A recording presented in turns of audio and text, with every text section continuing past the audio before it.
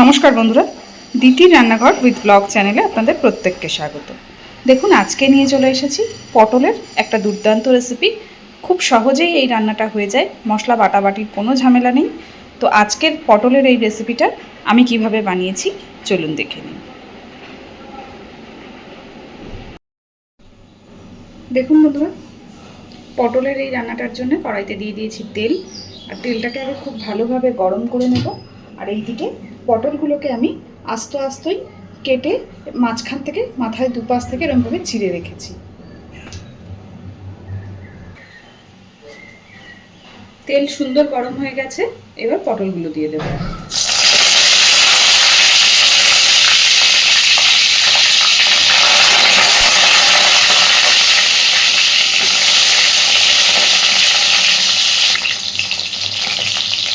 পটলগুলোকে আগে সুন্দর করে ভেজে নেব।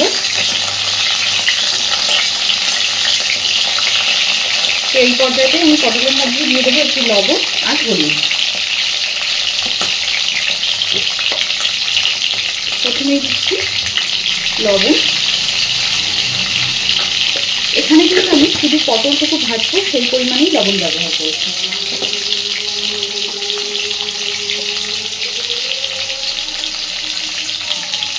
আর দিচ্ছি হলুদ গুঁড়ো।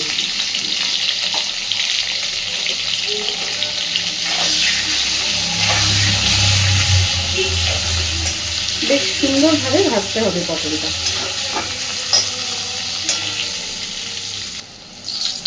দেখুন, পটলগুলোকে আমি খুব সুন্দর করে ভেজে নিয়েছি।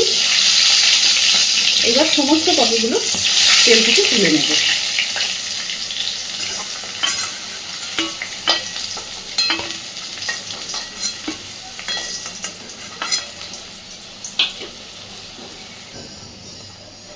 ওই তেলেই এবার আমি ফোড়নে দিচ্ছি একটু কালো জিরে,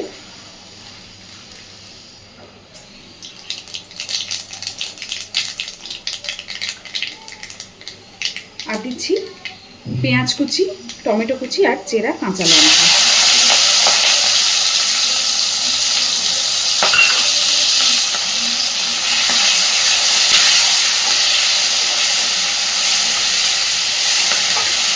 সব কিছুকে খুব ভালোভাবে ভেজে নেব।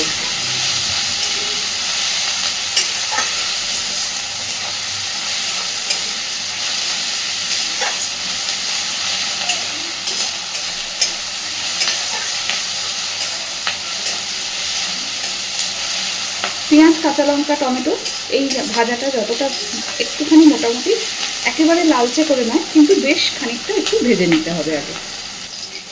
দেখুন, টমেটো, পেঁয়াজ, কাঁচা লঙ্কা সব কিছু বেশ সুন্দর করে ভাজা হয়ে গেছে। এবার এর মধ্যে আমি এক একে সমস্ত মশলা অ্যাড করব। তো প্রথমেই দেব একটু হলুদ গুঁড়ো। পটল ভাজার সময় আমি কিন্তু শুধু ভাজার পরিমাণেই সব কিছু ব্যবহার করেছি। দেব লবণ,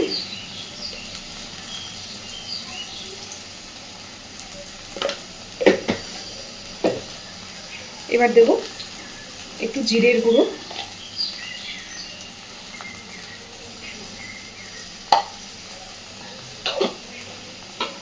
আর দেব লঙ্কা গুঁড়ো।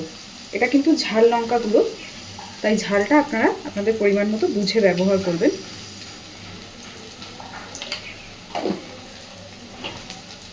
খুব ভালোভাবে এবার মশলা মিশিয়ে নেব। আর মশলাটা যাতে পুড়ে না যায়, দেব সামান্য একটু জল।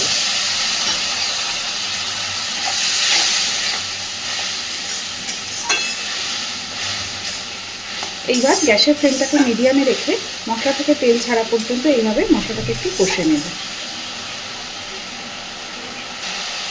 দেখুন, খুব সুন্দরভাবে মশলা থেকে তেল ছেড়ে গেছে, খুব সুন্দর কষা হয়ে গেছে মশলা।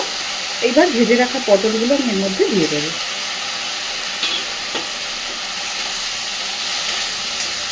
পটলগুলো দিয়েও আরও মিনিট 2-3 খুব ভালোভাবে মশলার সাথে কষে নেব। অল্প একটু জল দেব।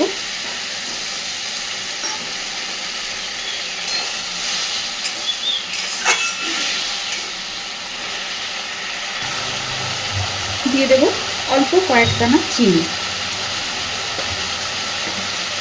চিনিটা ব্যবহার করলে যে কোনো রান্নাতে স্বাদের একটু ব্যালেন্স আসে। একটু নাড়াচাড়া করে দেখুন সুন্দর তেল ছেড়ে গেছে, মশলার সাথে পটল খুব ভালোভাবে মিশে গেছে।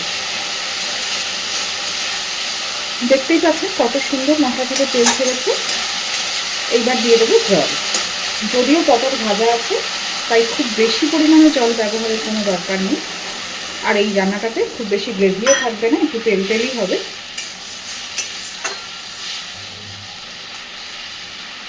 এইবার একটু ঢাকা দিয়ে দেব। দেখুন খুব সুন্দরভাবে ফুটে সব কিছু সুন্দর হয়ে গেছে আর তেল ছেড়ে গেছে একদম, দেখতেই পাচ্ছেন। এই পর্যায়ে আমি ওপর থেকে দিয়ে দেবো বেশ অল্প একটু পরিমাণে কাসুরি মেথি। আপনারা এখানে কাসুরি মেথির পরিবর্তে ধনেপাতাও ব্যবহার করতে পারেন, সেক্ষেত্রে দুটোর স্বাদ দুরকম হবে। কাসুরি মেথিটাকে দিয়ে আবারও খুব ভালোভাবে নাড়াচাড়া করে সব কিছু মিশিয়ে দেব।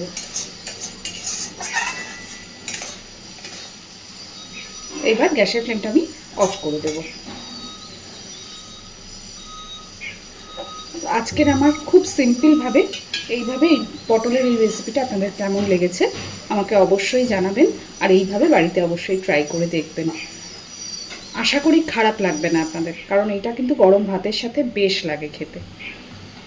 তো প্লিজ আমার চ্যানেলটাকে লাইক, শেয়ার এবং সাবস্ক্রাইব করে আমার পাশে থাকবেন। আর এতক্ষণ আমার সাথে থাকার জন্য অসংখ্য ধন্যবাদ।